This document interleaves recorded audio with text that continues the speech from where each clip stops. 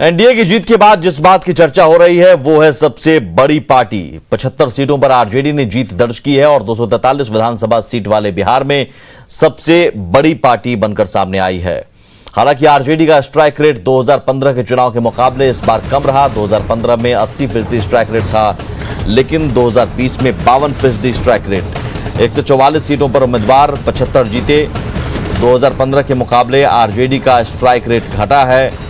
2015 में 100 सीटों पर आरजेडी लड़ी थी और आरजेडी को 80 सीटें मिली थी, यानी करीब 80% स्ट्राइक रेट था। जबकि 144 सीटों पर 2020 में चुनाव लड़ा और 75 पर ही जीत मिली।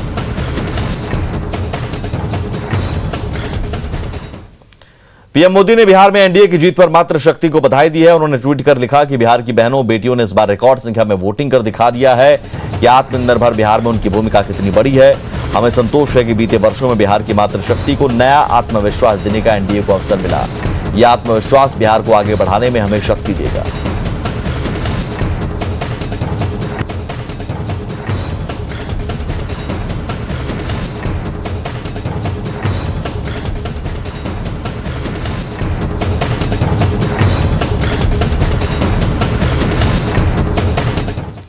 इस चुनाव में नीतीश सरकार में मंत्री रहे दिग्गज भी चुनाव हारे हैं। उनमें से बड़े नाम हैं सुरेश शर्मा, नगर विकास मंत्री रहे। मुजफ्फरपुर से उनकी हार हुई, पहले भी विधायक रह चुके थे, लेकिन इस बार कांग्रेस के उम्मीदवार ने हरा दिया। ब्रजकिशोर बिंद खनन मंत्री रहे, चैनपुर से हारे। ये वो बड़े चेहरे जो मंत्री रहे लेकिन इस बार हार का सामना करना पड़ा। शैलेश कुमार ग्रामीण कार्य मंत्री, इन्हें जमालपुर से हार मिली। कृष्णनंदन वर्मा जेडीयू के नेता और शिक्षा मंत्री रहे थे। घोसी सीट से पिछली बार विधायक थे, लेकिन इस बार जहानाबाद सीट से चुनाव लड़ा था और जहानाबाद सीट से इनकी हार हुई। संतोष कुमार निराला परिवहन मंत्री थे पिछली सरकार में और राजपुर से इनकी हार हुई। वहीं जयकुमार सिंह विज्ञान एवं प्रौद्योगिकी मंत्री, जेडीयू के नेता, दिनारा से इनकी हार हुई। बीजेपी के बागी नेता राजेंद्र सिंह ने एलजेपी की टिकट पर इन्हें हराया। राम सेवक सिंह समाज कल्याण मंत्री हथुआ से हारे। वहीं खुर्शीद फिरोज जेडीयू के नेता, गन्ना एवं अल्पसंख्यक कल्याण मंत्री, सिकटा से हारे। आइए अब आपको 5 सबसे बड़ी जीत का आंकड़ा दिखाते हैं। कहां कौन सी सीटें ऐसी हैं, 5 सीटें जहां पर बड़ी जीत हुई। बलरामपुर में माले के महबूब आलम 53,597 वोट से जीते। पूरा सैनिटाइज कर दिया। शायद कुछ कनेक्शन में कुछ दिक्कत है तो हम इंतजार कर रहे हैं रविशंकर जी तक हमारी आवाज पहुंचे। तो रविशंकर प्रसाद से हम बात करेंगे बिहार में जो कुछ हुआ है, उसके बाद क्या होगा, क्या हुआ, कैसे हुआ। प्रधानमंत्री, ये साफ जो बार बार बात आ रही है कि प्रधानमंत्री मोदी ने सारे फैक्टर एक तरफ कर दिए। जो बातें की जा रही थी कि एंटी इनकम्बेंसी, 15 साल हो गए इस सरकार को, ये वो सब जब प्रधानमंत्री मोदी का नाम आता है तो वो सब पीछे हट जाता है। रविशंकर प्रसाद हमारे साथ जुड़ रहे हैं। रविशंकर जी, स्वागत आपका। धन्यवाद, नमस्ते। रविशंकर जी, ये जो जीत हुई है इसमें प्रधानमंत्री मोदी, मतलब हम बार बार ये सुबह से बात कर रहे हैं कि भाई एंटी इनकम्बेंसी की कोई ओवर यूज्ड शब्द तो नहीं है। जब प्रधानमंत्री मोदी आते हैं तो ये कहीं दिखता ही नहीं है। वो जनता का जो विश्वास है न सिर्फ फिर से दिखता है या बरकरार दिखता है, बल्कि बढ़ा हुआ दिखता है हर बार।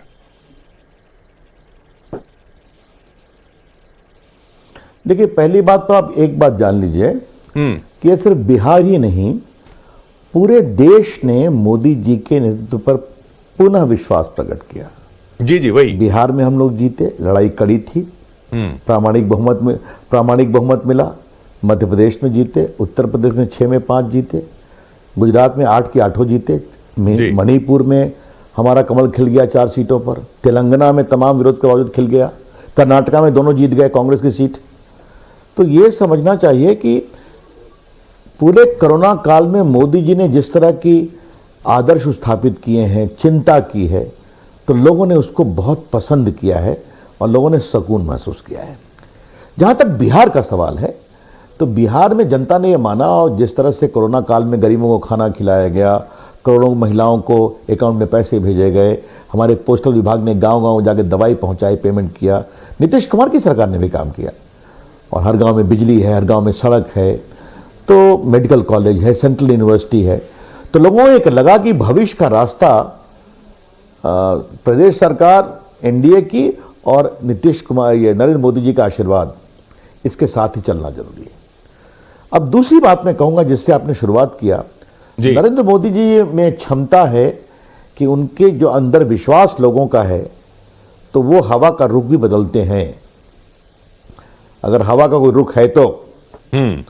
अब आपसे मैं एक बात कहूंगा, आपके यहां भी सुना एक सर्वे हुआ था ना?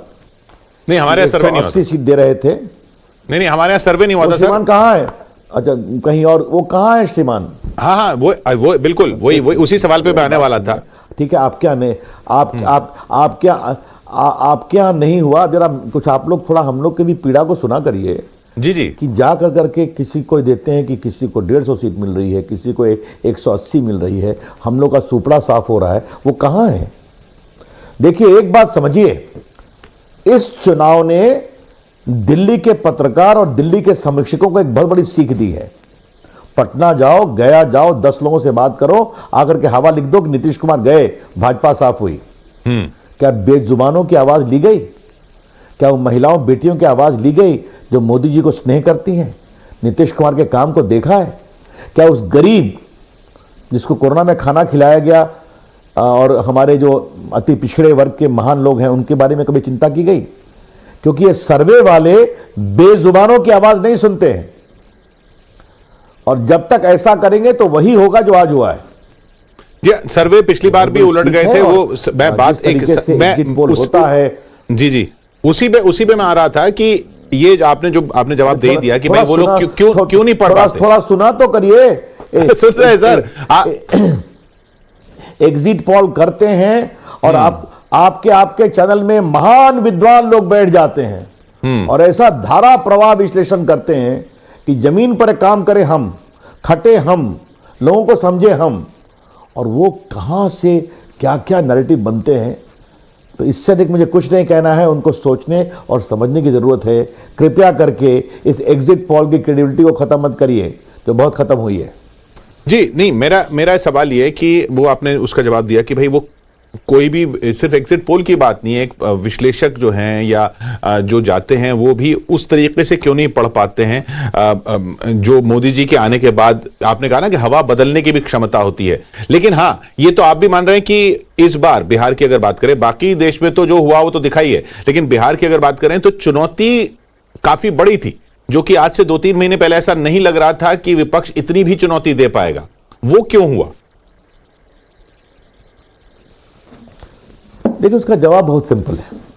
जवाब यह है कि कोई 15 साल से मुख्यमंत्री है तो थोड़ा उनके खिलाफ एक फटीग फैक्टर हो, यह बहुत अस्वाभाविक नहीं है।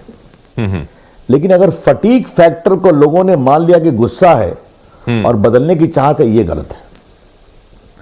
और ये जो लोग जो हमारे मित्र दिल्ली से जाते हैं, समीक्षक, परीक्षक, टीकाकार, टिप्पणीकार, एग्जिट पोल बनाने वाले, करने वाले, वो वही दिखाते हैं जो देखना चाहते हैं। बात समझ रहे हैं ना? वो वही दिखाते हैं जो वो देखना चाहते हैं। जिस दिन आप वो दिखाना बंद करेंगे और ईमानदारी से बेजुबानों की जुबान को भी सुनेंगे, तब आपको लगेगा कि वो तस्वीर दूसरी है। मैं इतना ही कहना चाहता हूं। अदरवाइज आपका पूर्वाग्रह आपके ऊपर भारी पड़ जाता है। ये गलती चिराग पासवान से भी हो गई।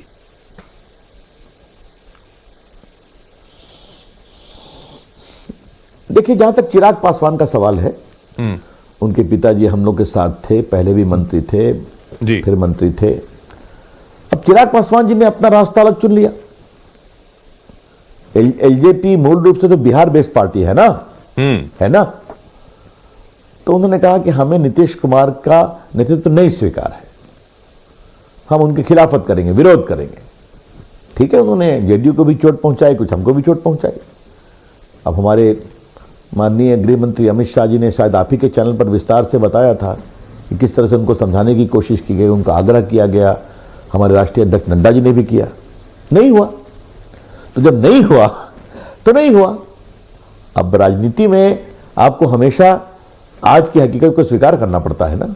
हाँ, लेकिन उन्होंने उनकी रीडिंग भी यही रही कि उनकी रीडिंग भी यही रही कि गुस्सा है नीतीश कुमार के खिलाफ। देखिए, मैं फिर कहूंगा ना, हर को अपने तरीके से सोचने का कारण तो बनता है, लेकिन मैं आपसे एक जवाब दूं, इसके बावजूद हम जीत कैसे गए? जब तक आप इस सवाल में नहीं जाएंगे तब तक आप इस चुनाव का ईमानदार विश्लेषण नहीं करेंगे जी। अब तेजस्वी यादव के सभा में भारी भीड़ आ रही है, तो ये तो लोकसभा के चुनाव में भी आई थी ना, उनको 0 सीट मिली थी। ठीक है, उत्साह था, उन्होंने दबाने की कोशिश की। अब रही रोजगार की बात। देखिए, उन्होंने 10 लाख रोजगार का वादा किया था। नीतीश कुमार की सरकार ने 6 लाख लोगों को नौकरी दी, 2 लाख से अधिक शिक्षकों की नियुक्ति की। उनके पिताजी और माताजी की 90 से 2005 के 15 साल में सिर्फ 95,000 लोगों को नौकरी मिली थी। 1.5 करोड़ जीविका बहनों को अवसर दिए गए नीतीश कुमार की सरकार ने। आज मैं डिजिटल रूप से हर गांव में ऑप्टिकल फाइबर ले जा रहा हूं। बिहार के 45,000 गांव में, पटना में आज TCS खुला, BPO खुला है मुजफ्फरपुर और गया में और पटना में, बाकी जगह STPI खुल रहा है। तो लोगों, सेंट्रल यूनिवर्सिटी आई है, मेडिकल कॉलेजेस आए हैं, गंगा जी पर कई पुल बन रहे हैं, हर गांव में बिजली है, हर गांव में सड़क है। तो लोगों ने देखा कि भविष्य में रोजगार भी यही दिला पाएंगे जो कर रहे हैं। तो ये बोलने वाले और करने वालों के अंतर की जीत हुई है, इस बात को समझिए आप। तो ये बाद में जो उनका अतीत है तो वो तो आपके सामने ही है। तो देखिए, मैं फिर कह रहा हूं कि तमाम जिसे कहते हैं फटीग, एंटी इनकम्बेंसी आपकी मान लें, विरोध के बावजूद अगर हमको एक जनता ने प्रामाणिक निर्णायक बहुमत दिया है तो जनता को मैं बहुत हृदय से कृतज्ञ हूं, बिहार जनता को प्रणाम करता हूं। और हां, इस चुनाव के एक्स फैक्टर हमारे प्रधानमंत्री माननीय नरेंद्र मोदी जी थे, यह मैं स्वीकार करूंगा। जी, वहीं से हमने बात शुरू की थी। अच्छा, ये बताइए रविशंकर जी, बार बार ये क्लैरिफाई किया जा चुका, जैसे चिराग पासवान पे भी बार बार क्लैरिफाई किया आपकी पार्टी ने, अब इस बात पर भी बार बार क्लैरिफाई किया जा चुका कि हाँ, जेडीयू छोटी पार्टी हो गई है, हम बड़ी पार्टी हो गए हैं, लेकिन नीतीश कुमार का ही नेतृत्व रहेगा। लेकिन फिर भी ये सवाल आता है, और कार्यकर्ता बीजेपी का ये क्यों ना सोचे कि हम अब ये बीजेपी के जो डबल इंजन है उसमें बीजेपी का इंजन बड़ा है, वो तो सोचेगा ना। ऐसा है, हमारा कार्यकर्ता सोचता भी है और हमारा कार्यकर्ता अनुशासित भी है। तो जो हमारा नेतृत्व निर्णय करता है, माननीय प्रधानमंत्री मोदी जी ने कह दिया, अमित शाह जी ने कह दिया, नड्डा जी ने कह दिया, बिहार के प्रभारी भूपेंद्र जी ने कह दिया, सुशील मोदी, संजय जायसवाल प्रदेश अध्यक्ष ने कह दिया, मैंने कह दिया कि नीतीश कुमार ही मुख्यमंत्री बनेंगे। तो फिर इस बहस का कोई मतलब ही नहीं है ना। और देखिए, एक बात जान लीजिए, इसका एक कारण आप समझिए। मैं चाहता हूं कि इस बात को क्लैरिफाई करूं। हम रिश्ते निभाना जानते हैं, चाहे 2014 या 2019 का चुनाव हो, हमको अपना बहुमत स्वयं मिला था, फिर भी हमने अपने एलाइज को मंत्री बनाया कि नहीं बनाया। और जो भी हमको छोड़ के गए वो अपने से गए, हमने नहीं कहा क्या शिवसेना, क्या अकाली दल और क्या चिराग पासवान जी, सब लोग अपने छोड़ करके चले गए। तो हम रिश्ते निभाते हैं और रिश्ते निभाएंगे, ये समझना बहुत जरूरी है। नीतीश जी भी छोड़कर गए थे, उनसे आपकी बात हुई कि भाई उनको खैर वापस तो आ ही गए आपके पास, लेकिन वो भी खुद ही छोड़कर गए थे। तो देखिए, वो छोड़ के गए थे, वापस आए ना, क्योंकि वो समझते हैं ना कि नीतीश कुमार जी प्रामाणिक रूप से ईमानदार नेता है। गुड गवर्नेंस उनके पूरे DNA में है।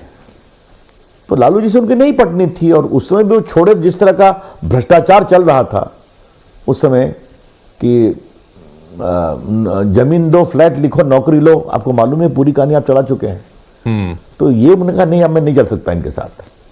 तो इस तरह से, और नीतीश जी का कोई परिवार नहीं है, कोई परिवारवाद नहीं है, और बहुत ईमानदार नेता है। तो ये जो डबल इंजन की सरकार है, इसमें एक और सेतु है ईमानदारी का, इसको समझना चाहिए। तेजस्वी को क्या सलाह देंगे आप? अच्छा फाइट तो किया।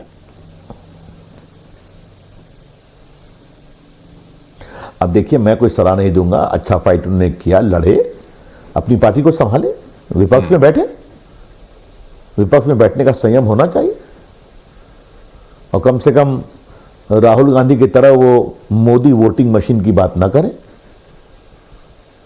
मैं आपसे पूछता हूं कि राहुल गांधी जी से कोई सवाल पूछेगा, पूरे देश में सफाया होगा कांग्रेस पार्टी का उनकी अगुवाई में, उनकी तो माता जी प्रचार नहीं करती हैं, तो करते हैं। क्या हुआ मुझे बताइए?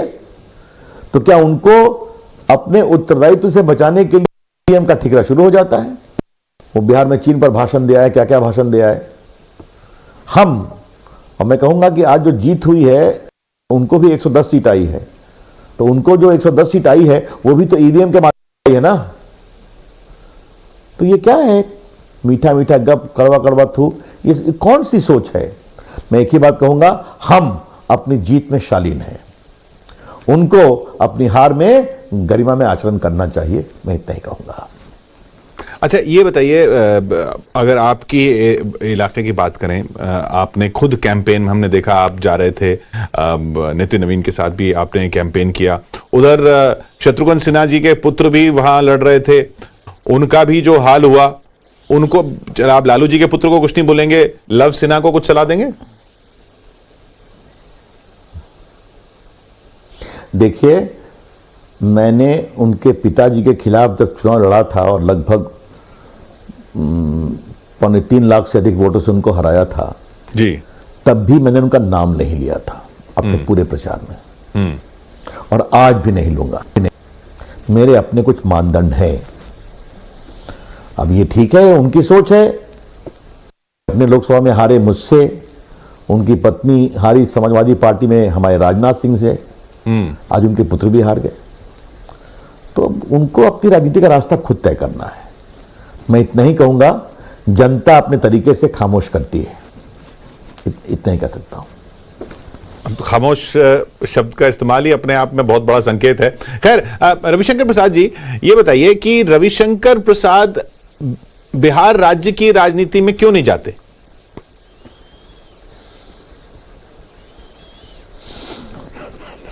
ये मैंने आपसे सलाह मांगी क्या? मैं तो सिर्फ सवाल पूछ रहा हूं, एक इनोसेंट सा सवाल है सर। मैंने आपसे मैंने आपसे कोई सलाह मानी कि मैं कहां राजनीति करूं? अरे मैं पार्टी का कार्यकर्ता हूं, पार्टी ने मुझे राष्ट्रीय स्तर पर लगाया, 20 साल से एमपी बनाया है, अटल जी की सरकार में मंत्री था, आज भी मंत्री हूं, कर नहीं भी रह सकता हूं। मैं संतुष्ट हूं, देश की राजनीति में काम करते मैं बहुत संतुष्ट हूं। बिहार में हमारे मित्र लोग, नेता लोग अच्छा काम कर रहे हैं, करने दीजिए। अब इस तरह के सवालों को अभी छोड़िए, आज कम से कम विजय हुई है, तो आज तो शुभ शुभ बोलिए बिहार के लिए। नहीं, इसमें अशुभ कुछ नहीं है, मैं तो शुभ ही पूछ रहा हूं, क्योंकि बड़ी पार्टी, अब बीजेपी बड़ी पार्टी हो रही है वहां पर, रविशंकर प्रसाद बड़े नेता हैं, बिहार की राजनीति में क्यों ना राजनीति करें? मैंने उत्तर बहुत स्पष्ट रूप से दे दिया है जी। नीतीश कुमार जी मुख्यमंत्री हैं, मुख्यमंत्री रहेंगे, और बिहार का विकास का काम तेजी से चलेगा। डबल इंजन की सरकार, जदयू, भाजपा, हम पार्टी और हमारे मुकेश सहनी जी की पार्टी और नरेंद्र मोदी जी का आशीर्वाद, और हम लोग सब मिलकर के बिहार के लिए काम करेंगे। और मैं बिहार के लिए काम कर रहा हूं, आईटी हब बनाने के लिए बहुत प्रयासरत हूं। बिहार के 45,000 गांव में मैं सबसे बड़े देश में पहले ऑप्टिकल फाइबर नेटवर्क ले जा रहा हूं सभी गांव में, आने वाले 6 महीने में पूरा कर दूंगा। ये क्रांति कर रहे हैं, करने दीजिए हम लोग को, बिहार को बहुत आगे बढ़ाएंगे हम। अच्छा, बाद में आपको पटना में टीसीएस आ गया है, कई बीपीओ आ गए, करेंगे, बहुत काम करेंगे हम लोग। हाँ। ये अच्छा, बिहार से अलग उधर मध्य प्रदेश में भी जीत हुई, वहां भी जो कोशिशें हुई थी वो सारी नाकाम गई कांग्रेस की। एक तो कांग्रेस जहां जहां होती है वहां पे आपको लड़ने में भी मजा आता है, क्योंकि आप अच्छी तरह उनको हरा भी देते हैं। अब ज्योतिरादित्य सिंधिया जी केंद्र में सरकार में शामिल होंगे, ये उम्मीद की जाए? अब ये सब विषय हमारे पार्टी के राष्ट्रीय अध्यक्ष जी, गृह मंत्री जी, प्रधानमंत्री जी का विषय है, ठीक है? ये हमारा विषय नहीं है जी। वो पार्टी के कार्यकर्ता हैं, स्वयं करते हैं। हमारी पार्टी सबको सम्मान करती है, और उन्होंने मेहनत की, पार्टी जीती है, और उनके साथ साथ हमारे लाखों कार्यकर्ता सक्रिय हुए हैं। स्वयं शिवराज सिंह चौहान बहुत सक्रिय, और इस बात को स्वयं उन्होंने स्वीकारा है, तो इसको देख लीजिए। हाँ, मोटी बात ये कह रहा हूं कि हमें कांग्रेस से लड़ने में मजा आता है, लेकिन हमें पीड़ा भी होती है कि जिस पार्टी ने देश पे 58 साल राज किया है उस पार्टी का आज क्या हाल हो गया है, और उनके इस हाल के लिए कोई जिम्मेवार होगा या नहीं होगा, यह सवाल जरूर पूछना चाहूंगा। बहुत बहुत शुक्रिया आपका रविशंकर जी हमारे साथ इस बातचीत के लिए। रविशंकर प्रसाद आर्किटेक्ट्स जो थे बिहार की, बहुत धन्यवाद। जो आर्किटेक्ट्स थे। तो केंद्रीय मंत्री रविशंकर प्रसाद से खास बातचीत आप सुन रहे थे और साफ तौर पर ये कहा, एक बार फिर से दोहराया कि नीतीश कुमार ही मुख्यमंत्री थे और नीतीश कुमार ही मुख्यमंत्री रहेंगे, उनके नेतृत्व में ही बिहार में काम होगा। चिराग पासवान को लेकर जरूर उन्होंने कहा कि चिराग पासवान ने अलग रास्ता अपना चुना और उन्होंने जरूर जेडीयू और बीजेपी को कुछ सीटों पर नुकसान पहुंचाया, ये उनका अपना मामला है। हम 4 पार्टियां हैं और इन्हीं 4 पार्टियों का गठबंधन है जिसके नेतृत्व नीतीश कुमार करेंगे। फिलहाल इतना ही, नमस्कार। एक बार हो नीतीश कुमार हो, अंत भला तो